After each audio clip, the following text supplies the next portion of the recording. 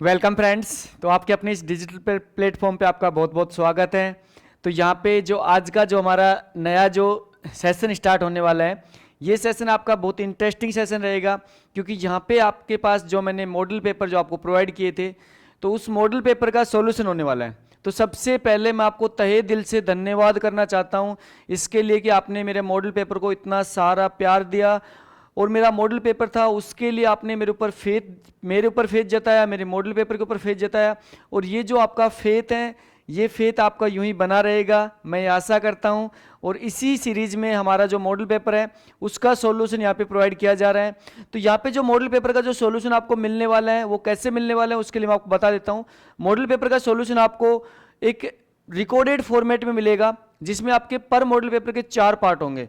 वो 4 के 4 पार्ट आपको एक साथ मिलेंगे, लेकिन यहाँ पे जो मॉडल पेपर का सॉल्यूशन में जो पार्ट होगा उसमें आपका ये होगा कि आपको 1 से 25 क्वेश्चन, फिर 26 से आपके 50 क्वेश्चन, फिर आपके 51 से 75 क्वेश्चन और 76 से 100 क्वेश्चन। जिससे आपको बेनिफिट ये मिलेगा कि जो जिस क्वेश्चन में आपको प्रॉब्लम है उसको आप डायरेक्टली आइडेंटिफाई कर सकते हैं। तो यहाँ पे ये आपके लिए बहुत हेल्पफुल भी, ये सीरीज बहुत हेल्पफुल रहेगी। तो अपने आपके पहले मॉडल पेपर कंप्लीट करने के बाद में खुद को इवैल्यूएट करो, और इवैल्यूएट करने के बाद में आपको यहाँ पे टेस्ट करना है कि रियल में हमें कहाँ पे प्रॉब्लम आई, और उस टॉपिक पे फोकस करना है, और साथ में आपके नोट्स पे कंसंट्रेट करना है। तो यहाँ पे सबसे पहले आज का पहला क्वेश्चन आता है, देखो, which of the following connecting device typically work at the physical layer of OSI model. तो देखो यहाँ पे आपके ओएसआई मॉडल की बात कर रहे हैं, मतलब ओपन सिस्टम इंटरकनेक्शन, और ओएसआई मॉडल में आपको फिजिकल लेयर की बात कर रहे हैं। तो यहाँ पे आपसे पूछ रहे हैं जो फिजिकल लेयर होती है, उस फिजिकल लेयर के अंदर जो आपके डिवाइस काम आते हैं वो कौन कौन डिवाइस होते हैं। तो देखो, अगर मैं डिवाइस की बात करूं तो आपके फिजिकल लेयर पे एक डिवाइस काम करता है हब, दूसरा आपका डिवाइस काम करता है रिपीटर। तो देखो यहाँ पे एक हब होता है, एक रिपीटर होता है। तो यहाँ पे देखो आपके पूछा गया कि इनमें से कौन सा डिवाइस है, तो आपसे पूछा गया पहला राउटर। तो देखो राउटर कहाँ पे काम करता है, आपकी नेटवर्क लेयर पे। कहाँ पे काम करता है, नेटवर्क लेयर पे। ब्रिज की बात करते कहाँ पे काम करता है, डेटा लिंक लेयर पे।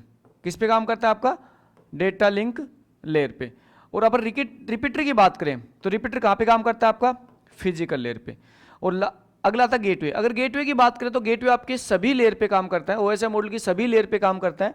ठीक है, ये क्या करता है, आपके डिफरेंट प्रोटोकॉल को इंटरकनेक्टिविटी के लिए काम में लिया जाता है। ठीक है, तो देखो यहाँ पे क्या आता है, ऑल लेयर। अच्छा, इसका राइट आंसर क्या होगा, तो इसका राइट आंसर क्या होगा, सी इज द राइट आंसर। इसका मतलब कहाँ पे, रिपीटर पे। ठीक है, तो यहाँ पे देखो आपका रिपीटर होता है वो आपकी फिजिकल लेयर पे काम करता है। ओके, नेक्स्ट देखो यहाँ पे नेक्स्ट क्वेश्चन कह रहा है विच of the following TCP IP protocol is use for file transfer with minimal capability. देखो ये कह रहा है मिनिमल कैपेबिलिटी, मतलब आपकी मिनिमल कैपेबिलिटी होनी चाहिए और मिनिमल ओवरहेड। इसका मतलब है कि आपको फाइल ट्रांसफर करनी है मिनिमल कैपेबिलिटी के साथ और मिनिमल ओवरहेड के साथ। ठीक है, अब देखो, अब यहाँ पे क्वेश्चन क्या कहना चाह रहा है, देखो क्वेश्चन कह रहा है टीसीपी आईपी जो प्रोटोकॉल होता है आपका, इसका मतलब जो टीसीपी आईपी जो मॉडल्स होता है उसमें आपके फाइल को ट्रांसफर करने के लिए मिनिमम कैपेबिलिटी और मिनिमम ओवरहेड के साथ कौन सा प्रोटोकॉल काम करता है। तो देखो यहाँ पे ऑप्शन है आरएआरपी। आरएआरपी क्या होता है, आपके नेटवर्क लेयर का प्रोटोकॉल होता है, रिवर्स एड्रेस रिजोल्यूशन प्रोटोकॉल, जो क्या काम करता है, आपके आईपी को मैक में कन्वर्ट। अच्छा, यहाँ पे देखो, सॉरी, मैक को आईपी में कन्वर्ट। यहाँ पे FTP, FTP file transfer protocol. तो देखो यहाँ पे एक तो फाइल ट्रांसफर प्रोटोकॉल का एफटीपी होता है और एक टीएफटीपी होता है। तो देखो यहाँ पे अंतर समझो, जो आपका टीएफटीपी होता है, देखो समझो यहाँ पे जो टीएफटीपी होता है, टीएफटीपी जो फाइल ट्रांसफर प्रोटोकॉल है, जिसको हम कहते हैं ट्रिवियल, देखो इसका पूर्ण नाम होता है trivial file transfer protocol, trivial file transfer protocol. तो देखो यहाँ पे समझो ट्रिवियल फाइल ट्रांसफर जो प्रोटोकॉल होता है वो रियल में क्या काम करता है, ये आपका ट्रांसपोर्ट लेयर का प्रोटोकॉल होता है। सॉरी, जो टीएफटीपी होता है आपका एप्लीकेशन लेयर का प्रोटोकॉल होता है। देखो एप्लीकेशन लेयर का प्रोटोकॉल होता है। ठीक है, अच्छा, यहाँ पे क्या काम करता है कि ये आपके मिनिमल ओवरहेड इसलिए रखते हैं क्योंकि ये ट्रांसपोर्ट लेयर में, देखो ये ट्रांसपोर्ट लेयर होती है आपकी, जो ट्रांसपोर्ट लेयर होती है उस ट्रांसपोर्ट लेयर के अंदर किसको यूज करता है, यूडीपी को यूज करता है, मतलब यूजर डेटाग्राम प्रोटोकॉल को यूज करता है। और जो आपका यूडीपी होता है वो आपका क्या होता है, फिक्स साइज का हेडर होता है, और वो कितना होता है, 8 बाइट।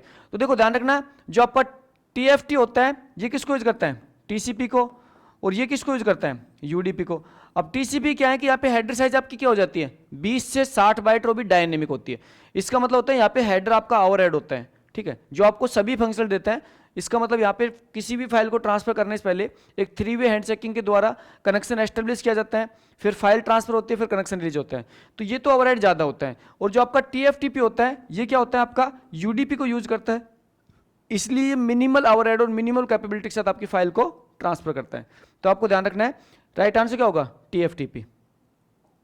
देखो नेक्स्ट देखो, in a broad sense a railway track is example of, ये कह रहा है रेलवे ट्रैक किसका एग्जांपल है। तो देखो समझो, जो रेलवे ट्रैक जो रेलवे ट्रैक होता है, देखो रेलवे ट्रैक में क्या होता है, आपकी ट्रेन का जो मूव होता है, जो ट्रेन का जो मूवमेंट होता है वो आपके बोथ डायरेक्शन में होती है, ठीक है, एक से दोनों डायरेक्शन में होता है, बट सेम टाइम पे, बट सेम इंस्टेंस टाइम पे मूव दोनों डायरेक्शन में नहीं होता है। जब एक डायरेक्शन में ट्रेन का जब मूवमेंट होता है तो उसी सेम डायरेक्शन में दूसरी ट्रेन नहीं आ सकती। इसका मतलब है कि यहाँ पे आपका एक टाइप से मैं देखूँ तो यहाँ पे आपका हाफ डुप्लेक्स है। अब देखो हाफ डुप्लेक्स क्या होता है कि यहाँ पे आपके डेटा का मूवमेंट दोनों साइड होता है, देखो डेटा का फ्लो दोनों साइड होता है, लेकिन सेम इंस्टेंस ऑफ टाइम पर नहीं होता है। तो जो आपका रेलवे ट्रैक हो किसका एग्जाम्पल है, हाफ डुप्लेक्स का एग्जाम्पल है। नेक्स्ट देखो यहाँ पे, देखो नेक्स्ट क्वेश्चन ये कह रहा है कि आपको डेटा लिंक लेयर की, यहाँ पे आपको क्या देगा, OSI मॉडल की कुछ लेयर्स दे रखी हैं और साथ में उनकी फंक्शनलिटी दे रखी है। देखो आपसे क्या कर रहा है, आपसे मैच करवा रहा है कि कौन सी लेयर की कौन सी फंक्शनलिटी है। तो देखो जनरली अगर बात करें डेटा लिंक लेयर की, तो डेटा लिंक लेयर का काम होता है आपके error control, flow control, framing, ठीक है। उसके बाद फिजिकल लेयर, देखो फिजिकल लेयर क्या काम करती है, ये रियल में आपके डेटा को सिग्नल में कन्वर्ट करके आपके ट्रांसलेट करती है। इसका मतलब है कि ये रियल में आपके चैनल के साथ डील करती है। इसका मतलब जो भी आपका मीडिया होता है उसके साथ डील करती है फिजिकल लेयर। प्रेजेंटेशन लेयर, देखो प्रेजेंटेशन लेयर का काम होता है डेटा को रिप्रेजेंट करना, आपके पीसी को, आपके डिवाइस को, डेटा को रिप्रेजेंट करना। किसका काम होता है, प्रेजेंटेशन लेयर। इसका मतलब इसका जो फंक्शनलिटी होती है क्या होती है, एनक्रिप्शन, डिक्रिप्शन, एनकोडिंग, डिकोडिंग, ठीक है। अच्छा उसके बाद देखो नेटवर्क लेयर, नेटवर्क लेयर क्या करती है, सोर्स से डेस्टिनेशन तक डेटा पहुंचाती है, और जिसके लिए यहाँ पे आपका डिवाइस होता है राउट यूज होता है, तो ये रूट डिसाइड करने का काम आती है, ठीक है। और साथ में क्या काम करती है, फ्रेगमेंटेशन, डिफ्रेगमेंटेशन, और साथ में यहाँ पे क्या देती है, आपकी रूट को डिसाइड करने के लिए रूट डिसाइड करती है, ट्रैफिक शेप करती है और कंजक्शन कंट्रोल करती है। अब देखो, अब मैच करो, ये कह रहा है डेटा लिंक लेयर, तो देखो यहाँ पे पढ़ो, the lowest layer who function is to the activate, deactivate and maintain the circuit between DT and DC। तो देखो ध्यान रखना, लोवेस्ट लेयर, तो ये बात कर रहा है फिजिकल लेयर की। जो फिजिकल लेयर होती है वो आपकी लोवेस्ट लेयर होती है, जिसका रियल में काम क्या होता है, रियल में काम होता है कि आपके डेटा को आपके रियल में सिग्नल में कन्वर्ट करके ट्रांसमिट करना, एनालॉग या डिजिटल सिग्नल में कन्वर्ट करके ट्रांसमिट करना। तो यहाँ पे DT और DTC के साथ डील कौन करती है, फिजिकल लेयर। अच्छा, परफॉर्म राउटिंग एंड कम्युनिकेशन, देखो अब ये कह रहा है राउटिंग एंड कम्युनिकेशन, तो डेफिनेटली कौन सी लेयर काम करेगी भाई, राउटिंग को मतलब कौन सा होता है, नेटवर्क लेयर। अच्छा, detecting and recovering from the error in the transmitted data, देखो यहाँ पे क्या होता है, आपका ट्रांसमिटेड डेटा की जो एरर डिटेक्टिंग करने का काम आती है वो 3rd नंबर हो जाएगा। फिर आता है प्रेजेंटेशन लेयर, काम क्या हो जाएगा कि आपके concern with the syntax of the data, इसका मतलब आपके डेटा को रियल में प्रेजेंट करती है, कि आपके जो डिवाइस होती है उसके अकॉर्डिंग डेटा को प्रेजेंट करती है। तो यहाँ पे देखो जो A है, अच्छा यहाँ पे ये PQRS है, ये P आपका, ये Q आपका, ये R है आपका, ये S है आपका। अब देखो P का मतलब क्या है, यहाँ पे 3 है, तो देखो P का मतलब क्या है, यहाँ पे 3 है, Q का मतलब क्या है, यहाँ पे 1 है, ठीक है, R का मतलब क्या है, यहाँ पे 4 है, और S का मतलब क्या है, यहाँ पे 2 है। तो राइट आंसर क्या हो जाएगा, A हो जाएगा, A is the right answer. Okay, next question देखो यहाँ पे, देखो नेक्स्ट क्वेश्चन ये कह रहा है IP address is class B is given by, देखो क्लास B का आपको IP एड्रेस के बारे में पूछ रहा है कि कौन सा क्लास B का IP एड्रेस है। तो देखो जो आपका IP एड्रेस, जो क्लासफुल IP एड्रेस होता है, तो उसमें आपके सभी क्लास की फिक्स रेंज होती है। अगर क्लास B की बात करूं तो क्लास B के IP एड्रेस की रेंज होती है 128 से लेकर 191 तक होती है। अब देखो यहाँ पे ये आपकी रेंज होती है, तो आपका जो फर्स्ट जो आपका डॉटेड डेसिमल होता है, अगर वो इस रेंज से बिलोंग करता है तो कौन सी होती है, क्लास B होती है। अब यहाँ पे देखो 125 मतलब क्या हो गया, क्लास A होगी। अच्छा 191 ये हो गया, ये आपका B से बिलोंग करता है, तो ये क्या होगी, क्लास B होगी। ये कौन सी हो, क्लास C होगी। ये कौन सी हो, क्लास A होगी। तो देखो जो आपका फर्स्ट जो आपका डॉटेड डेसिमल होता है वो आपकी क्लास को डिफाइन करता है, ये कौन सी क्लास से बिलोंग करता है, ठीक है। तो यहाँ पे क्लास B से कौन सा है, B। देखो to deliver a message to the correct application program running on the host, the address must be consolidate. तो देखो ये कह रहे हैं कि आपका जो मैसेज है वो आपके करेक्ट मतलब सही एप्लीकेशन प्रोग्राम तक पहुंचना चाहिए। अगर application program running application program की बात करूं, इसका मतलब है कि आपके प्रोसेस तक डिलीवर करने के लिए, देखो आपके कंप्यूटर तक मैसेज को पहुंचाने के लिए आपके आईपी एड्रेस काम आता है। इसका मतलब है कि आपका जो भी आपका मशीन होती है, जो आपका कंप्यूटर होता है, जब भी उसको नेट से इंटरनेट से कनेक्ट किया जाता है तो एज ए होस्ट की तरह ट्रीट करती है। तो होस्ट टू होस्ट डिलीवरी की बात करें तो कौन सी नेट लेयर आती है आपकी, नेटवर्क लेयर होती है, और वहां पे आपका आईपी एड्रेस काम आता है। और अगर मैं प्रोसेस टू प्रोसेस डिलीवरी की बात करूं, देखो प्रोसेस तक पहुंचाना, यहां पे क्या आपका प्रोसेस तक डिलीवरी करना, और प्रोसेस तक डिलीवरी करने के लिए क्या काम आता है आपका, पोर्ट एड्रेस काम आता है। क्या काम आता है आपका, पोर्ट एड्रेस काम आता है। अच्छा, जो पोर्ट एड्रेस होता है या फिर इसको हम कहते हैं पोर्ट नंबर, जो पोर्ट एड्रेस होता है या फिर जो पोर्ट नंबर होता है वो आपका क्या होता है, एक 16 बिट्स का एड्रेस होता है, एक 16 बिट्स का एड्रेस होता है, जिसका काम होता है रियल में आपका जो प्रोग्राम रनिंग जो प्रोग्राम है उस तक डेटा को पहुंचाना। ठीक है, तो जब भी आपके कंप्यूटर में, जैसे आपने देखा होगा कि जब आप कोई भी एक ब्राउजर ओपन करते हो और उस ब्राउजर पे आपने एक से ज़्यादा टैब पे आप वर्क कर सकते हो, तो वहाँ पे जो प्रत्येक जो टैब है उनको एक स्पेशल पोर्ट नंबर असाइन है। उसके आधार पे पहचाना जाता है कि आपकी कौन सी टैब की कौन सी टैब में आपकी कौन सी सर्विस को एक्सेस किया जा रहा है। तो यहाँ पे क्या हो जाएगा, पोर्ट नंबर हो जाएगा। क्या हो जाएगा, पोर्ट नंबर। देखो which of the following is not a guided media, इसमें से कह रहा है इसमें से गाइडेड मीडिया नहीं है। ठीक है, नहीं के बारे में पूछा है। तो देखो गाइडेड मीडिया मतलब होता है केबल्स, तो जहाँ पे जो केबल्स है वो आपकी गाइडेड मीडिया है। अब आपको पहचानना है कि इनमें कौन सी केबल नहीं है। अब देखो ट्विस्टेड पेयर केबल बिल्कुल केबल होती है, कोएक्सियल केबल होती है, ऑप्टिकल फाइबर, ये फाइबर ऑप्टिकल केबल होती है। तो यहाँ पे क्या है, एटमॉस्फेयर, एटमॉस्फेयर क्या है, एक आपका अनगाइडेड मीडिया। इसका मतलब है कि यहाँ पे आपको एयर में डेटा ट्रांसमिट किया जाता है, तो आपका एटमॉस्फेयर क्या है, अनगाइडेड है। तीनों क्या आपके ऊपर वाले गाइडेड है। तो राइट आंसर क्या होगा, D is the right answer. Next देखो यहाँ पे, देखो which of the following approach to switching share networking resource. अच्छा, ये कह रहा है कि आपके कौन सी स्विचिंग में, देखो यहाँ पे कौन सी स्विचिंग में नेटवर्क रिसोर्स को, जो आपके नेटवर्क के जो रिसोर्स होते हैं उनको शेयर किया जाता है। इसका मतलब है कि यहाँ पे अगर स्विचिंग की बात करें तो देखो यहाँ पे जैसे सपोज करो जब कोई भी किसी भी डेटा को ट्रांसमिट किया जाता है तो आपका डेटा डिफरेंट राउटर से होकर गुजरता है। अच्छा, राउटर से डेटा होकर गुजरने का मतलब है कि सपोज करो ये आपका सोर्स है, ये आपका सेंडर है जो डेटा को सेंड करता है, और सपोज करो यहाँ पे आपका जो राउटर है इसके पास आपका अटैच क्या है, रिसीवर है। अब यहाँ पे मेरे पास दो ऑप्शन है, डेटा को जब सेंड किया जाता है तो यहाँ पे आपके पास दो ऑप्शन है। फर्स्ट ऑप्शन ये होता है कि पहले एक क्या वर्चुअल सर्किट बनाओ, पहले एक वर्चुअल सर्किट बनाओ और उसकी सहायता से डेटा ट्रांसफर करो। तो देखो अगर मैं बात करूं, आपके एक आता है सर्किट स्विचिंग। तो देखो सर्किट स्विचिंग में पहले क्या होता है, पहले कनेक्शन को एस्टेब्लिश किया जाता है। ठीक है, पहले कनेक्शन एस्टेब्लिश करो, उसके बाद में डेटा ट्रांसफर करो, फिर कनेक्शन रिलीज करो। तो इसका मतलब है तो ये तो आपके रिसोर्स को रिजर्व करेगा। तो रिसोर्स को रिजर्व करके आपका कौन सा सर्किट स्विचिंग आपके रिसोर्स को रिजर्व करते हुए आपके डेटा को ट्रांसफर करती है। अब दूसरी बात करें पैकेट स्विचिंग, तो देखो पैकेट स्विचिंग ये कहती है जब कोई भी जो आपके पास कंप्यूटर के पास डेटा होता है, यहाँ पे कोई भी सपोज को डेटा पैकेट है, डायरेक्टली डेटा पैकेट को विदाउट किसी सर्किट, विदाउट किसी कनेक्शन एस्टेब्लिश के आपके डायरेक्टली डेटा को ट्रांसमिट किया जाता है। ठीक है, तो इसका मतलब है किसी टाइप का कोई भी रिसोर्स को यहाँ पे रिजर्व नहीं किया गया। तो यहाँ पे राइट आंसर क्या हो जाएगा, बी। आपसे यही पूछा है कि आपको रिसोर्स को बिना रिजर्व किए हुए, मतलब कोई भी रिसोर्स को बिना रिजर्व किए हुए, इसका मतलब सारे के सारे रिसोर्स को शेयर करते हुए आपके कौन से स्विचिंग में डेटा ट्रांसफर किया जाता है। तो किसमें किया जाता है, यहाँ पे पैकेट स्विचिंग में। देखो नेक्स्ट है identify the following IP address. आपसे पूछे हैं कि आईपी एड्रेस, ये आईपी एड्रेस है, इसको आइडेंटिफाई करो, ये किस टाइप का आईपी एड्रेस है।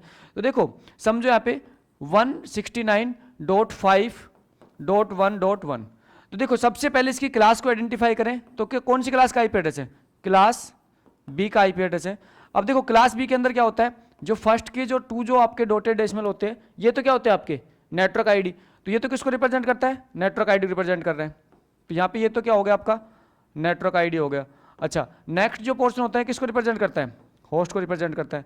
अब समझो देखो अब यहाँ पे क्या है कि आपके नेटवर्क आईडी में भी आपके डिजिट्स है और होस्ट में भी आपके डिजिट्स गिवन है। इसका मतलब है पर्टिकुलर किसी होस्ट का एड्रेस है।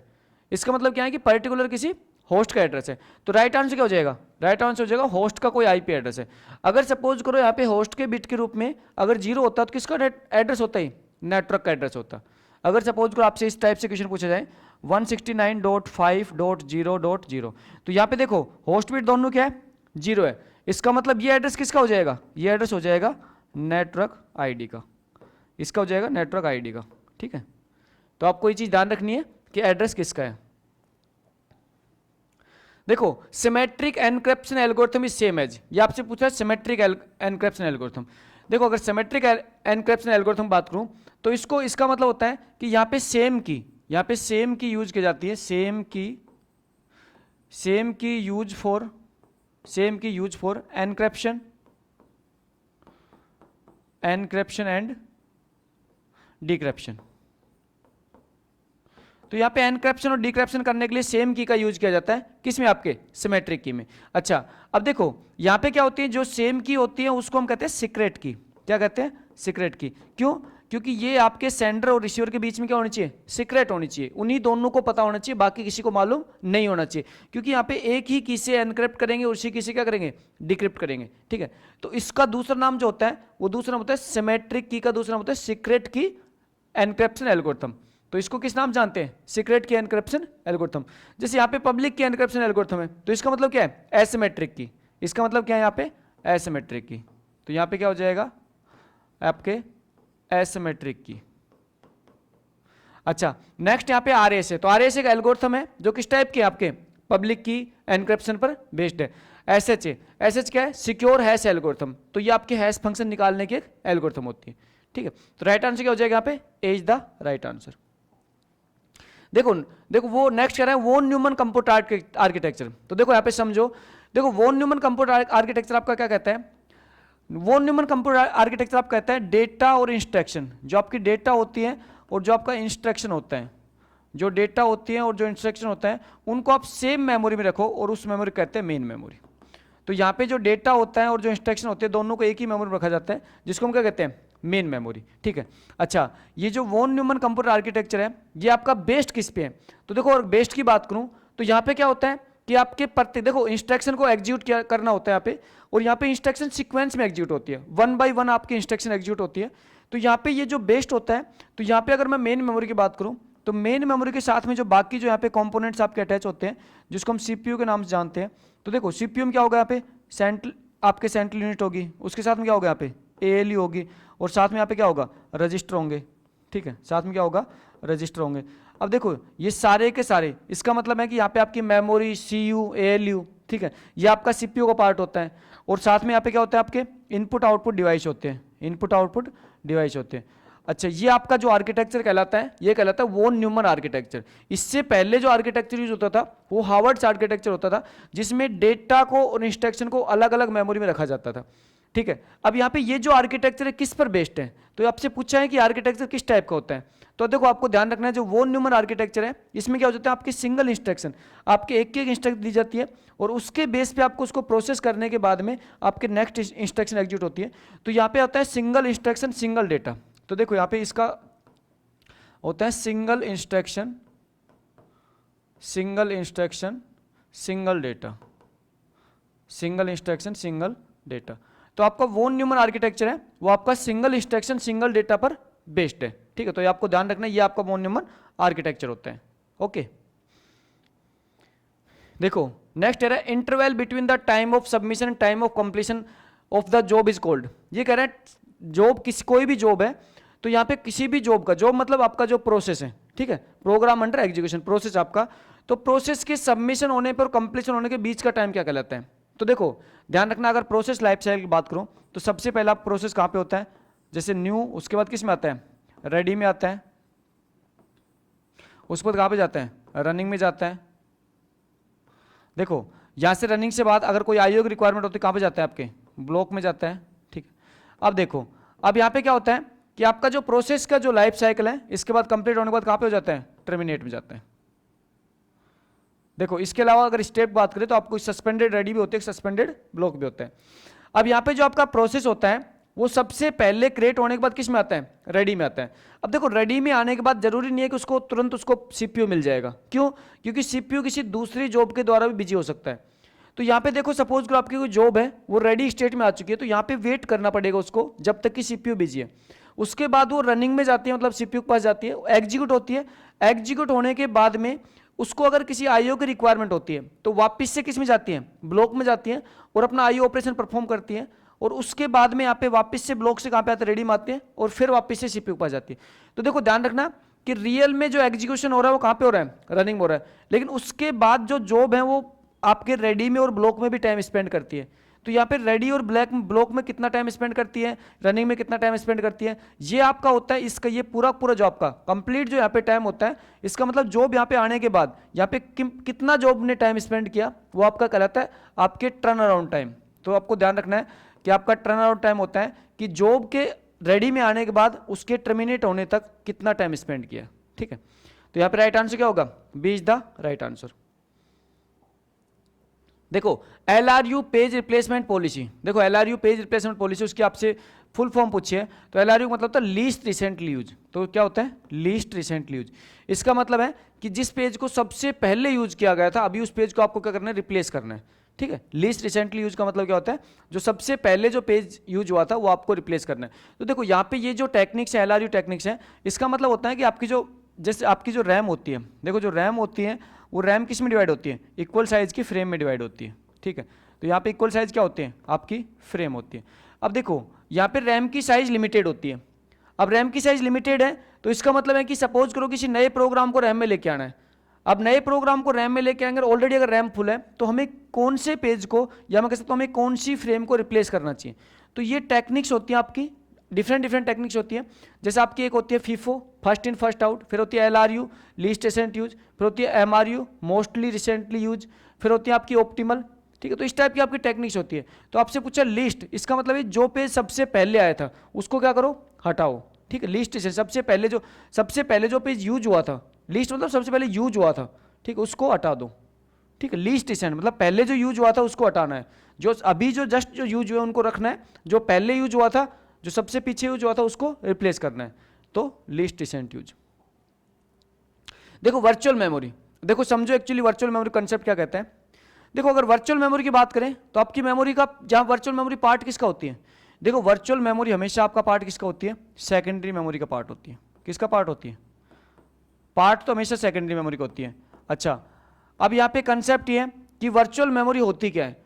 तो देखो आपने देखा होगा कि आपकी जो कंप्यूटर में जो रैम की साइज होती है वो 4 GB की रैम की साइज होते हुए भी आप उसके अंदर 8 GB का प्रोग्राम, या फिर मैं कह सकता हूँ 8 GB की कोई मूवी प्ले कर सकते हो, 8 GB का उसमें गेम भी प्ले कर सकते हो। तो ये कैसे पॉसिबल होता है, देखो आपके कंप्यूटर के अंदर सारा का सारा डेटा रैम से रीड किया जाता है, जबकि रियल में होता ये है कि रैम की साइज तो 4 GB है और आप उसमें डेटा कितना रीड कर पा रहे हो, 8 GB का रीड कर पा रहे हो। तो ये पॉसिबल कैसे है, ये पॉसिबल होता है आपकी वर्चुअल मेमोरी से। तो देखो यहाँ पे कंसेप्ट क्या आता है, यहाँ पे कंसेप्ट क्या आता है कि आपका जो प्रोग्राम होता है उसको कंप्लीट प्रोग्राम को रैम में लोड ना करके उस प्रोग्राम के उस पोर्शन को लोड किया जाता है जो कि अभी फिलहाल एग्जीक्यूट होने के लिए जरूरी है।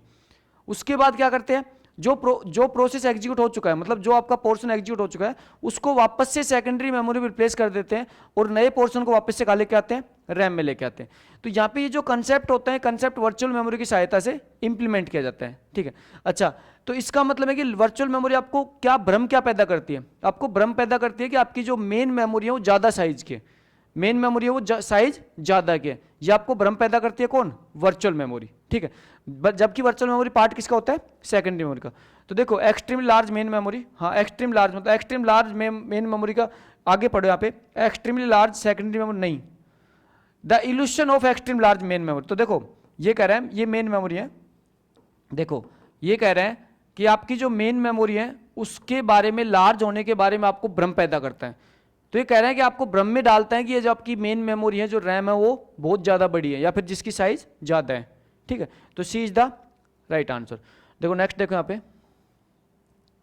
विच of the following are the single user operating system. इससे आपसे पूछा गया सिंगल यूजर ऑपरेटिंग सिस्टम कौन सा है, तो आपको ध्यान रखना है जैसे आपका एक MS DOS होता है, डिस्क ऑपरेटिंग सिस्टम है, ये सिंगल यूजर है। यूनिक्स आपका मल्टी यूजर है। साइनिक देखो यहाँ पे आपका सेकंड जो आपका ऑपरेटिंग सिस्टम होता है, जिसको हम देखो यहाँ पे अगर आपका 3 नंबर का ऑपरेटिंग सिस्टम बात करें जिसका नाम क्या है, आपके जाइनेक्स ऑपरेटिंग सिस्टम है, वो आपका क्या है, सिंगल यूजर है। और OS2 ऑपरेटिंग सिस्टम 2 है, वो आपका मल्टी यूजर है। तो राइट आंसर क्या हो जाएगा, 1 और 3। ठीक है, 1 और 3 आपका राइट आंसर हो जाएगा। ठीक है, तो आपके दोनों जो आपके 1 और 3 है वो कैसे आपके सिंगल यूजर ऑपरेटिंग सिस्टम है। देखो नेक्स्ट कह रहा है loading operating system from secondary memory to primary memory is called. ये कह रहे हैं कि सेकेंडरी मेमोरी से प्राइमरी मेमोरी में आपके ऑपरेटिंग सिस्टम को लोड करना क्या कहलाता है। तो देखो इसका ये आपका कहलाता है बूटिंग। अच्छा, अब यहाँ पे देखो एक्चुअल में जब आपका कंप्यूटर को पावर ऑन किया जाता है, इसका मतलब कंप्यूटर को जब ऑन होता है तो कंप्यूटर का स्टार्टअप प्रोसेस क्या होता है। देखो कंप्यूटर के ऑन होने का जो स्टार्टअप प्रोसेस होता है कंप्यूटर के ऑन होने का जो स्टार्टअप प्रोसेस होता है आपका, स्टार्टअप प्रोसेस का मतलब होता है रियल में कंप्यूटर कैसे ऑन होता है। तो देखो सबसे पहले पावर ऑन सेल्फ टेस्ट किया जाता है, सबसे पहले पावर ऑन सेल्फ टेस्ट होता है, इसका मतलब post power on self test. फिर आपका होता है BIOS, basic input output system, आपके क्या होता है BIOS basic input output system को चेक किया जाता है। फिर आपके क्या किया जाता है ऑपरेटिंग सिस्टम को, देखो ऑपरेटिंग सिस्टम को, फिर आपके क्या होता है ऑपरेटिंग सिस्टम को लोड किया जाता है। ऑपरेटिंग सिस्टम को लोड कहाँ पे करते हैं, आपके रैम में लोड करते हैं। तो ये आपके रियल में कंप्यूटर का आपके स्टार्टअप होने का प्रोसेस होता है। अब यहाँ पे आपसे पूछा गया है कि यहाँ पे जो आपके ऑपरेटिंग सिस्टम का जो स्टार्टअप का जो प्रोसेस है उसमें जो आपके ऑपरेटिंग सिस्टम को जो रैम में लोड किया जाता है वो क्या कहलाता है। तो देखो इसका मतलब होता है बूटिंग करना, क्या कहलाता है बूटिंग कहलाता है। ठीक है, तो आपको ध्यान रखना है ऑपरेटिंग सिस्टम को सेकेंडरी मेमोरी से प्राइमरी मेमोरी लेके आना, क्या कहलाता है बूटिंग। क्योंकि आपका ऑपरेटिंग सिस्टम कहाँ पे होता है, ऑपरेटिंग सिस्टम हमेशा आपके रैम आपके सेकेंडरी मेमोरी मौजूद होता है। क्यों, क्योंकि रैम तो क्या होती है वोलेटाइल मेमोरी होती है, तो वो तो पावर ऑफ होने के बाद क्या हो जाएगी इरेज हो जाएगी। ठीक है, तो यहाँ पे आपके ऑपरेटिंग सिस्टम को किस में लेके आना, रैम में लेके आना, क्या कहलाता है बूटिंग। देखो नेक्स्ट क्वेश्चन आपको कह रहा है in which of the following storage replacement strategy, ठीक है, is a program placed in the largest available hole. तो देखो ये कह रहे हैं कि आपके इनमें से कौन सी जो आपके जो रिप्लेसमेंट स्टोरेज का जो रिप्लेसमेंट की जो पॉलिसी है उसमें आपके सबसे बड़े होल में आपके मेमोरी को में आपको क्या करना है अकोमोडेट करना है। तो देखो समझो यहाँ पे अगर मैं बात करूँ यहाँ पे जो आपकी मेमोरी होती है, अगर मैं यहाँ पे फिक्स्ड साइज मेमोरी की बात करूँ जैसे रैम है, और रैम क्या है यहाँ पे फिक्स्ड साइज है। ठीक है, फिक्स साइज इसका मतलब हमने पहले क्या कर रखा है इसको टुकड़ों में डिवाइड कर रखा है। जैसे सपोज करो इसको मैं कह रहा हूँ ये आपका 100 KB का ब्लॉक है। ठीक है, इसको मैं कह रहा हूँ ये आपके 500 KB का ब्लॉक है, इसको मैं कह रहा हूँ ये आपके 200 KB का ब्लॉक है, इसको मैं कह रहा हूँ ये आपके 150 KB का ब्लॉक है, इसको मैं कह रहा हूँ ये आपके 50 KB का ब्लॉक है। अब देखो यहाँ पे सबसे लार्जेस्ट, देखो सबसे लार्जेस्ट ब्लॉक कौन सा है, ये वाला ब्लॉक है। सबसे लार्जेस्ट ब्लॉक के अंदर प्रोग्राम को अकोमोडेट करना आपका कौन सी पॉलिसी होती है आपकी। तो ध्यान रखना यहाँ पे आपकी पॉलिसी होती है वर्स्ट फिट, मतलब सबसे बड़े होल में प्रोग्राम को अकोमोडेट करना। तो क्या हो जाएगा वर्स्ट फिट हो जाएगा। सॉफ्टवेयर इंजीनियरिंग प्राइमरली एम, यहाँ पे पूछा आपके सॉफ्टवेयर इंजीनियरिंग होती है उसका प्राइमरी एम क्या होता है। तो देखो ध्यान रखना आप सॉफ्टवेयर इंजीनियरिंग पढ़ते क्यों, इसका प्राइमरी एम क्या होता है, इस कंसेप्ट को समझो। देखो अगर सॉफ्टवेयर इंजीनियरिंग की बात करें तो सॉफ्टवेयर इंजीनियरिंग क्या होता है, यहाँ पे आपके सॉफ्टवेयर को डेवलप करने का प्रोसेस बताया जाता है। अब सॉफ्टवेयर को डेवलप करने का प्रोसेस क्या बताया जाता है, तो देखो यहाँ पे सबसे इंपॉर्टेंट जो अगर बात करें तो सॉफ्टवेयर इंजीनियरिंग क्या होता है, सॉफ्टवेयर डेवलपमेंट लाइफ साइकिल। अब देखो जो सॉफ्टवेयर डेवलपमेंट लाइफ साइकिल होता है ये क्या होता है, स्टेप बाय स्टेप प्रोसेस होता है किसी भी सॉफ्टवेयर को डेवलप करने के। तो अभी हम step by step process follow क्यों करते हैं, इसका एम क्या होता है। तो देखो हमारे जो सॉफ्टवेयर होता है अगर सॉफ्टवेयर को हम properly step by step documents बना के और फिर उसके बाद में उसको प्रॉपर रेडी करते हैं तो इसका मतलब होता है एक तो सॉफ्टवेयर के फेलियर के चांसेस बहुत कम होते हैं, और साथ में हमें स्टार्टिंग में ये पता लग जाता है कि जो हमारा सॉफ्टवेयर जो बनेगा वो कितनी कॉस्ट में बनेगा, और उसका रियल में उसका जो कॉस्ट है वो आइडेंटिफाई करने के बाद हमें उसको डेवलप करना चाहिए या नहीं करना चाहिए। ठीक है, तो अब यहाँ पे पढ़ो ऑप्शन रिलेबल सॉफ्टवेयर। देखो सॉफ्टवेयर इंजीनियरिंग जो आपके सॉफ्टवेयर बनाती है SDLC को फॉलो करती है तो डेफिनेटली वो रिलेबल सॉफ्टवेयर बनाती है, विश्वसनीय सॉफ्टवेयर बनाती है। अच्छा दूसरा कह रहा है कॉस्ट इफेक्टिव सॉफ्टवेयर, बिल्कुल भाई उसका जो सॉफ्टवेयर बनता है कॉस्ट इफेक्टिव होता है। क्यों, क्योंकि पहले आपकी फिजिबिलिटी स्टडी में ये आइडेंटिफाई कर लिया जाता है कि आपके कितनी कॉस्ट का सॉफ्टवेयर बनेगा। फिर कह रहा है cost reliable and cost effective software, तो आपके यहाँ पे दोनों, तो आपको ध्यान रखना है कि सॉफ्टवेयर इंजीनियरिंग का जो प्राइमरी जो एम होता है वो आपके रिलेबल और कॉस्ट इफेक्टिव सॉफ्टवेयर को डेवलप करना होता है, कि यहाँ पे आपको सॉफ्टवेयर इस टाइप का बनाना है कि वो विश्वसनीयता भी हो सॉफ्टवेयर की, और साथ में जो कॉस्ट है सॉफ्टवेयर की वो भी क्या होनी चाहिए आपकी उसी बजट के अकॉर्डिंग आपका सॉफ्टवेयर बनना चाहिए जो कि पहले आपने फिजिबिलिटी स्टडी में आइडेंटिफाई कर लिया। ठीक है, तो ये आपका प्राइमरी एम क्या होता है, reliable and cost effective software को डेवलप करना। देखो नेक्स्ट कह रहा है प्रोटोटाइप इज यूज फॉर। देखो प्रोटोटाइप कब यूज किया जाता है, तो देखो समझो यहाँ पे जो प्रोटोटाइप होता है उसके द्वारा क्या किया जाता है, यहाँ पे आपकी रिक्वायरमेंट को गैदर करने का टूल होता है। तो ये बात करें तो रिक्वायरमेंट गैदर करने का एक टूल होता है, रिक्वायरमेंट को देखो रिक्वायरमेंट गैदरिंग का टूल होता है। अच्छा ये क्या होता है, ये आपके क्या बनाता है, ये आपके डमी मॉडल बनाता है। तो देखो ये आपके डमी मॉडल बनाने के लिए काम में लिया जाता है। इसका मतलब यहाँ पे क्या होता है कि सपोज करो कोई भी यहाँ पे कस्टमर ऐसा है जो अपनी रिक्वायरमेंट नहीं बता पा रहा, या फिर मैं कह सकता हूँ कि यहाँ पे डेवलपर जो भी यहाँ पे जो कस्टमर है और जो डेवलपर है जिसको डेवलप करना है जिसको डेवलप करवाना है उन दोनों के बीच में रिक्वायरमेंट को लेके कोई ना कोई असमंजस पैदा हो चुका है कि वो क्लियरिफाई नहीं हो पा रही चीज़ें। तो उसके लिए क्या किया जाता है कि वहाँ पे जो कस्टमर है उसके लिए एक डमी मॉडल बना दिया जाता है, और डमी मॉडल से उसको बताया जाता है कि आपका जो रियल में जो आपका प्रोजेक्ट जो होगा वो इस टाइप से बिहेव करेगा। तो यहाँ पे ये रिक्वायरमेंट इलास्टिशियन या फिर कहता हूँ रिक्वायरमेंट गैदरिंग का एक टूल होता है, ठीक है, जिसमें कि एक डमी मॉडल तैयार करके यहाँ पे कस्टमर को बताया जाता है कि आपका जो प्रोडक्ट है या फिर आपका जो भी आप प्रोडक्ट बनवाना चाहते हो, जो भी सिस्टम डेवलप करवाना चाहते हो या जो भी आप सॉफ्टवेयर डेवलप करवाना चाहते हो, उसका बिहेवियर ऐसा होगा, ठीक है। तो देखो अब यहाँ पे पढ़ो, कह रहे टेस्ट द सॉफ्टवेयर, नहीं टेस्ट नहीं किया जाता है। एक्सपेंड डिजाइन, नहीं डिजाइन के लिए नहीं यूज किया जाता है। Refine and establish the requirement gathering, ये सही बात है कि यहाँ पे एस्टेब्लिश और आपके रिफाइन किया जाता है रिक्वायरमेंट गैदरिंग को, तो C is the right answer. Okay, देखो नेक्स्ट देखो, which one is the not a requirement elicitation technique. देखो ये कह रहे हैं रिक्वायरमेंट इलास्टिशियन की टेक्निक्स नहीं है, आपसे ये पूछा है कि रिक्वायरमेंट इलास्टिशियन की टेक्निक्स नहीं है। अब देखो यहाँ पे अगर रिक्वायरमेंट इलास्टिशियन की बात करूं तो आपके रिक्वायरमेंट को गैदर करने के लिए इसकी कौन सी टेक्निक्स का यूज नहीं किया जाता है। देखो इंटरव्यू तो होता है, देखो इंटरव्यू थ्रू रिक्वायरमेंट आपकी गैदर की जाती है। यूज केस, देखो यूज केस भी यूज किया जाता है, ठीक है, यहाँ पे आपका एक्टर होता है, आपका प्रोसेस होता है। फास्ट, देखो फास्ट से भी आपकी रिक्वायरमेंट गैदर की जाती है। अच्छा, उसके बाद आपका डेटा फ्लो डायग्राम, देखो यहाँ पे जो आपका डीएफडी होता है, ये डेटा फ्लो डायग्राम मतलब जो डीएफडी होता है, तो डीएफडी यहाँ पे जो टूल होता है वो आपके एनालिसिस का पार्ट होता है, जो आपके एनालिसिस का पार्ट होता है, जो क्या करता है आपके डेटा को फ्लो को बताता है, ठीक है। तो ये आपके प्लानिंग फेज के बाद जो नेक्स्ट जो फेज आता है जिसको हम कहते हैं एनालिसिस फेज, तो उसका पार्ट होता है। तो आपके जो डी है वो यहाँ पे रिक्वायरमेंट इलास्टिशियन या फिर रिक्वायरमेंट गैदरिंग का टूल नहीं है, ठीक है, आपको ध्यान रखना है ये। अच्छा, ये कह रहा है E business that allow consumer to name their own price for products and service is following which, ये कह रहे हैं कि जो कंज्यूमर है उसको अपने खुद के नाम मतलब खुद के अकॉर्डिंग प्राइस को डिसाइड करने की, सर्विस डिसाइड करने की परमिशन कौन से ई बिजनेस देते हैं। तो देखो ध्यान रखना, एक आपका ई बिजनेस होता है कंज्यूमर टू बिजनेस, क्या होता है कंज्यूमर टू बिजनेस। तो देखो कंज्यूमर टू जो बिजनेस होता है जिसको हम कहते हैं C2B, तो देखो कंज्यूमर टू बिजनेस होता है, तो वो आपके इसका राइट आंसर हो जाएगा सी।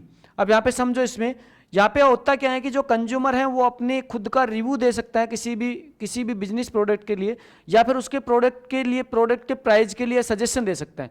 तो देखो यहाँ पे बिजनेस कैसे, यहाँ पे बिजनेस रन कैसे करता है, यहाँ पे बिजनेस के द्वारा यहाँ पे जो कंज्यूमर होते हैं उनसे रिव्यू लिया जाता है और उनसे सजेशन लिए जाते हैं, उसके अकॉर्डिंग यहाँ पे आपका बिजनेस में प्राइस वगैरह डिसाइड होते हैं। तो वो आपका किस टाइप का, वो आपका ई बिजनेस होता है, वो आपको होता है कंज्यूमर टू बिजनेस। बाकी देखो यहाँ पे बिजनेस टू बिजनेस मतलब दो कंपनी आपस में एक दूसरे डील करते हो, क्या होता है आपका business to business. Business to consumer, तो बिजनेस है उससे कंज्यूमर तक कोई प्रोडक्ट पहुंचता है। तो यहाँ पे जैसे आपका अमेजोन होगा, फ्लिपकार्ट हो गया आपके ना, जैसे आपका क्या होगा, जैसे फ्लिपकार्ट हो गया, अमेजोन हो गया आपका ना, कंज्यूमर टू कंज्यूमर, जैसे आपका ओलेक्स हो गया, ठीक है, आपका ओलेक्स हो गया, कंज्यूमर टू कंज्यूमर होता है, ठीक है। तो ये आपके ई बिजनेस के पार्ट है। ओके, नेक्स्ट देखो यहाँ पे, देखो what is the minimum number of the stack of an requirement for implementation of queue. अब देखो यहाँ पे कह रहे हैं कि आपको क्यू को इंप्लीमेंट करना है, ठीक है, स्टैक की सहायता से, तो आपको कितने मिनिमम नंबर ऑफ स्टैक की रिक्वायरमेंट होगी। तो इस प्रोसेस के ऊपर समझो, देखो यहाँ पे देखो इस प्रोसेस को समझो कि सबसे पहले अगर हम बात करें तो देखो सबसे पहले हम बात करते हैं स्टैक की, सॉरी क्यू की बात करते हैं। तो अगर क्यू की बात करें तो देखो क्यू में क्या होता है, एक आपका क्या होता है फ्रंट एंड होता है और एक आपका क्या होता है रियर एंड होता है, ठीक है। देखो एक आपका क्या होता है फ्रंट एंड होता है यहाँ पे, और एक क्या होता है यहाँ पे रियर एंड होता है। तो देखो क्यू के अंदर क्या होता है, एक साइड से आपके डेटा को इंसर्ट किया जाता है और दूसरी साइड डेटा क्या किया जाता है, डिलीट या उसको एक्सेस किया जाता है। अच्छा, यहाँ पे ये जो काम होता है ये होता है फर्स्ट इन फर्स्ट आउट। इसका मतलब है जो सबसे पहले इंसर्ट किया गया उसको सबसे पहले क्या करना है, आउट करना है। ये तो हो गई आपकी क्यू। देखो ये तो आपका प्रोसेस किसका होता है, क्यू का होता है, ठीक है। अच्छा, दूसरा आपका यहाँ पे अगर प्रोसेस की बात करें तो दूसरा यूज होता है आपका स्टैक। तो देखो समझो, दूसरा यहाँ पे स्टैक यूज होता है। अच्छा देखो स्टैक क्या होता है, स्टैक के अंदर क्या होता है, देखो ये आपका स्टैक होता है, ठीक है। यहाँ पे क्या होता है स्टैक के अंदर कि यहाँ पे आपका एक टॉप, जो टॉप पोजीशन होती है उसी के द्वारा, देखो टॉप के द्वारा क्या किया जाता है, इंसर्ट किया जाता है, और टॉप से हम क्या करते हैं, डिलीट करते हैं। तो यहाँ पे कोई भी डेटा को इंसर्ट करने के लिए, डिलीट करने के लिए किसका यूज करते हैं हम, टॉप का यूज करते हैं स्टैक में। अब देखो हमें क्या करना है, क्यूब को इंप्लीमेंट करना है और स्टैक की सहायता से। अब सब सपोज करो कि हमारे पास कोई भी, देखो यहाँ पे सपोज करो कि हमारे पास एक कोई स्टैक है, ठीक है। अब स्टैक में डेटा एलिमेंट क्या कर रखा है, ए बी और सी को मैंने इंसर्ट कर रखा है। अब मुझे क्या करना है, मुझे इसको एक्सेस करना है। अब यहाँ पे क्यूब में क्या होता है कि जो सबसे पहले जो इंसर्ट हुआ था वो सबसे पहले क्या होगा, आउट होगा। अब अगर स्टैक की बात करें तो यहाँ पे जो लास्ट में जो इंसर्ट हुआ था वो क्या होगा, पहले आउट होगा। तो स्टैक फॉलो करती है लास्ट इन फर्स्ट आउट। अब मुझे इसको क्यू बनाना है, तो क्यू बनाने के लिए मेरे को मिनिमम कितने स्टैक की रिक्वायरमेंट होगी। तो यहाँ पे एक स्टैक में अगर यहाँ पे मैं डेटा आउट करने की बात करूँ तो यहाँ पे तो सी आउट होगा आपका। अब मुझे करना क्या है कि मुझे एक को एक्सेस करना है, क्योंकि अकॉर्डिंग टू क्यू आपका डेटा सबसे पहले कौन सा एक्सेस होना चाहिए, ए, जो सबसे पहले इंसर्ट हुआ था। तो यहाँ पे क्या करना पड़ेगा, मुझे एक दूसरा स्टैक का यूज करना पड़ेगा, और उसके अंदर क्या करेंगे, यहाँ से मैं पॉप करूंगा और यहाँ पे मैं क्या, यहाँ से तो मैं पुश करूंगा और यहाँ पे मैं क्या कर दूंगा, पॉप सेकंड स्टैक में। तो देखो एक तो स्टैक ये हो गया और एक स्टैक ये हो गया। अब इसमें क्या करूंगा, मैं सीक को पहले डालूंगा, फिर मैं क्या करूंगा, बी को इंसर्ट करूंगा, फिर मैं एक को इंसर्ट करूंगा। अब यहाँ पे मैं क्या करूंगा, एक को यहाँ पे मैं एक्सेस कर सकता हूँ, क्योंकि ये सबसे टॉप पे है। तो देखो मिनिमम यहाँ पे मेरे पास कितने स्टैक की रिक्वायरमेंट पड़ी, मिनिमम मुझे 2 स्टैक रिक्वायरमेंट पड़ी। तो देखो जो आपका स्टैक, जो डेटा स्ट्रक्चर के अंदर जो आपका स्टैक और क्यू का जो आपका पोर्शन है, वो बहुत ही इजी पोर्शन है, एक बहुत ही अच्छे कंसेप्ट के साथ वो पोर्शन है। तो मैं यहाँ पे आपके जल्दी ही इसके लिए मैं आपको एक वीडियो प्रिपेयर करके दूंगा, जिसमें आपके स्टैक और क्यू के जो कंसेप्ट है उसको मेरे द्वारा बताया जाएगा अच्छे से, और साथ में इससे रिलेटेड जो और भी क्वेश्चन बनते हैं वो भी आपको डिफाइन करूंगा मैं। तो देखो यहाँ पे मिनिमम स्टैक की कितने रिक्वायरमेंट पड़ेगी, तो 2। तो क्यू को इंप्लीमेंट करने के लिए आपको ध्यान रखना है मिनिमम 2 स्टैक की रिक्वायरमेंट होती है। एक बार इसका स्क्रीनशॉट ले लीजिए अगर एक क्वेश्चन का, अच्छा क्वेश्चन था ये। देखो नेक्स्ट क्वेश्चन क्या कह रहा है, हेक्साडेसिमल इक्विवेलेंट टू द, अच्छा यहाँ पे कह रहा है एक बाइनरी वैल्यू दे रखी है, तो बाइनरी वैल्यू यहाँ पे मैं अलग से रिटर्न कर लेता हूँ, 1 0 1 0, फिर आता है 1 0 0 1 0 0, फिर आता है 1 1 0 1 1। अब देखो अब आपको करना क्या है, आपका जो बाइनरी, देखो ये बाइनरी में गिवन है, इसको क्या करना है, हेक्साडेसिमल कन्वर्ट करना है। तो देखो आपका जो हेक्साडेसिमल होता है, तो हेक्साडेसिमल का मतलब होता है कि यहाँ पे हेक्साडेसिमल मतलब होता है बेस 16। अब देखो जो बेस 16 है वहाँ पे 16 सिंबल होते हैं। अब 16 सिंबल को रिप्रेजेंट करने के लिए मेरे पास कितने बाइनरी बिट्स की रिक्वायरमेंट होती है, तो आपको ध्यान रखना है 16 सिंबल आपके 4 बाइनरी बिट्स में रिप्रेजेंट हो जाते हैं। देखो 16, अगर 16 सिंबल है तो मैं कह सकता हूँ 2 की पावर 4, 2 की पावर 4 क्या होता है 16। तो यहाँ पे 4 जो आपके डिजिट्स हैं, इसका मतलब 4 आपको बाइनरी बिट्स की रिक्वायरमेंट होती है 16 बिट्स को रिप्रेजेंट करने के लिए, या फिर मैं कह सकता हूँ 16 डिफरेंट सिंबल को रिप्रेजेंट करने के लिए। तो यहाँ पे आपको कॉम्बिनेशन कितने कितने बिट्स का बनाना पड़ेगा, तो देखो यहाँ पे आपको 4 बिट का कॉम्बिनेशन बनाना पड़ेगा। तो देखो समझो यहाँ पे क्या कर रहा हूँ मैं, पहला जो 4 बिट है, देखो आपको कॉम्बिनेशन में से राइट साइड स्टार्ट करना है। तो पहला राइट साइड से 4 बिट का कॉम्बिनेशन बनाया, फिर मैंने अगला कॉम्बिनेशन बनाया, फिर मैंने उससे अगला कॉम्बिनेशन बनाया। अब इनको किस में कन्वर्ट कर लो, अब डायरेक्टली इनको डेसिमल में कन्वर्ट कर लो, ठीक है, या डायरेक्टली मैं कह सकता हूँ इनको हेक्साडेसिमल डायरेक्ट कन्वर्ट कर लो। तो देखो यहाँ पे पहला जो वैल्यू है इसको समझो, देखो यहाँ पे 8 और 2 10 और 1 11। अब देखो जो 11 है और 11 को यहाँ पे हेक्साडेसिमल क्या कहा जाता है, 11 क्या कहा जाता है, बी कहा जाता है, ठीक है। अब देखो नेक्स्ट देखो 8 और 1 9, तो 9 है तो 9 को मैं डायरेक्टली क्या कर दूंगा 9 लिखूंगा हेक्साडेसिमल में। यहाँ पे देखो 8 और 2 10, अब यहाँ पे देखो 10 है और 10 को यहाँ पे इसका मतलब क्या होता है आपका ए होता है, तो इसका मतलब आपका हेक्साडेसिमल क्या बन जाएगा A9B। तो इसका राइट आंसर क्या होगा, A is the right answer. तो यहाँ पे राइट आंसर क्या हो जाएगा, A is the right answer, A9B। तो आपका कोई भी एक नंबर, कोई भी आपका बाइनरी नंबर जिसको हेक्साडेसिमल में रिप्रेजेंट करना है, ठीक है। नेक्स्ट देखो, where the default session data stored in ASP.NET। ये कह रहा है ASP.NET में डिफॉल्ट सेशन क्या होता है डेटा स्टोर करने के लिए। तो आपको ध्यान रखना है जो ASP.NET है उसमें इन प्रोसेस, देखो जो इन प्रोसेस के अंदर क्या होता है, जो आपका रनिंग प्रोसेस है उसकी जो मेमोरी होती है उसी के अंदर डिफॉल्ट डेटा को, जो डिफॉल्ट सेशन होता है डेटा स्टोर करने का, वो आपका इन प्रोसेस के अंदर होता है, ठीक है। तो ASP.NET में ये आपको ध्यान रखना है। अच्छा नेक्स्ट देखो यहाँ पे, देखो which of the following not a valid formula in MS Excel.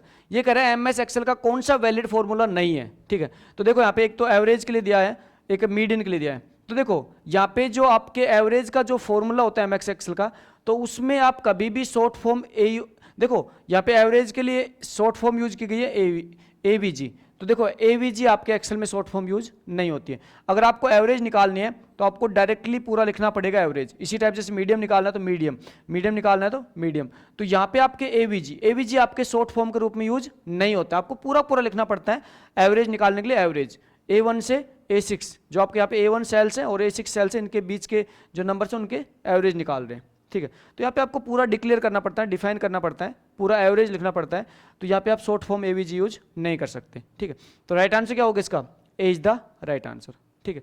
तो यहाँ पे ये जो फ्रेंड जो आपके लिए जो मॉडल पेपर की जो सॉल्यूशन सीरीज चलाई जा रही है, इसमें आपको देखो करना क्या है, यहाँ पे आपको प्रत्येक जो सॉल्यूशन सीरीज है वो आपके हर एक सॉल्यूशन सीरीज में यहाँ पे क्या होता है, आपके पार्ट में डिवाइड है। इसका मतलब ये जो पार्ट है इसमें आपके 25 क्वेश्चन है, इसी टाइप से आपको नेक्स्ट पार्ट में 25 क्वेश्चन मिलेंगे। तो आपके जो हर एक मॉडल पेपर में 100 क्वेश्चन है उसको मैंने यहाँ पे 4 पार्ट में डिवाइड करके और मॉडल पेपर को मैंने क्या किया है, अपलोड किया है। तो देखो आपको बेनिफिट क्या मिलने वाला है इससे, एक तो आपको बेनिफिट ये मिलने वाला है कि आप उसी क्वेश्चन को आप ज़्यादा फोकस करेंगे जहाँ पे आपको रॉन्ग हुए आपसे। तो जब आपने खुद से मॉडल पेपर जब आपने पूरा मॉडल पेपर अच्छे से आपने तैयार करके और आपने मॉडल पेपर को पूरा आपने क्या किया है, एग्जाम दिया, एग्जाम के रूप में लेते हो मॉडल पेपर को पूरा तैयार किया था। अच्छा, यहाँ पे आपके मॉडल पेपर में जो मार्क्स आते हैं उस मार्क्स को आपको क्या करना है, एक बार के लिए मार्क्स जो भी जितने मार्क्स हैं उसको आपको कंपेयर ये करना है कि रियल में आपके कौन से कंसेप्ट से क्वेश्चन ज़्यादा गलत होते हैं। तो जिस कंसेप्ट से आपके क्वेश्चन ज़्यादा गलत होते हैं उसको आपको एक बार नोट से भी चेक करना है, नोट से भी आपको फॉलो करना है उस कंसेप्ट को। और साथ में यहाँ पे जो वीडियो सॉल्यूशन आपको प्रोवाइड किया जा रहा है तो ये वीडियो सॉल्यूशन भी आपको डेफिनेटली देखना है, क्योंकि ये वीडियो सॉल्यूशन है, ये साथ में आपके और भी जो कंसेप्ट आते हैं उससे रिलेटेड जो और भी कंसेप्ट होते हैं उस क्वेश्चन से रिलेटेड, तो वो भी आपको वीडियो सॉल्यूशन के द्वारा आपको पता लगेगा। और ये जो आपका मॉडल पेपर है, इस मॉडल पेपर में मैंने आपके सारे के सारे क्वेश्चन आपके कंसेप्चुअल बेस, यहाँ पे आपको मैंने कंसेप्चुअल बेस क्वेश्चन प्रोवाइड किए। तो डेफिनेटली इस मॉडल पेपर में आप अच्छे से एंजॉय कर रहे होंगे। इसके क्वेश्चन आपके लिए बहुत इंपॉर्टेंट है, आपको हर एक क्वेश्चन को अच्छे से रीड आउट करके उसका आंसर देना है। और साथ में सारे के सारे क्वेश्चन आपके किस पे, कंसेप्चुअल बेस्ड है, ठीक है। तो थैंक यू सो मच। यहाँ पे जो आपकी मॉडल पेपर की सीरीज है, इस सभी मॉडल पेपर की सीरीज में आपको ये सारा का सारा आपको जो भी डाउट्स है उस डाउट्स को मुझे कमेंट्स में आप बता सकते हो। और साथ में प्लीज़ इस वीडियो को लाइक करके मुझे मोटिवेट कीजिए, जिससे कि मैं आपको जो फ्री जो मॉडल पेपर का जो सॉल्यूशन दिया जा रहा है इसमें मैं आपको और अच्छे से चीज़ों को और अच्छे से प्रोवाइड करूँ। और साथ में कुछ एक जो इंपॉर्टेंट कंसेप्ट है उसके बेस्ड में थोड़ी वीडियो भी जल्दी आपके सामने प्रेजेंट करूँगा। Okay, thank you so much.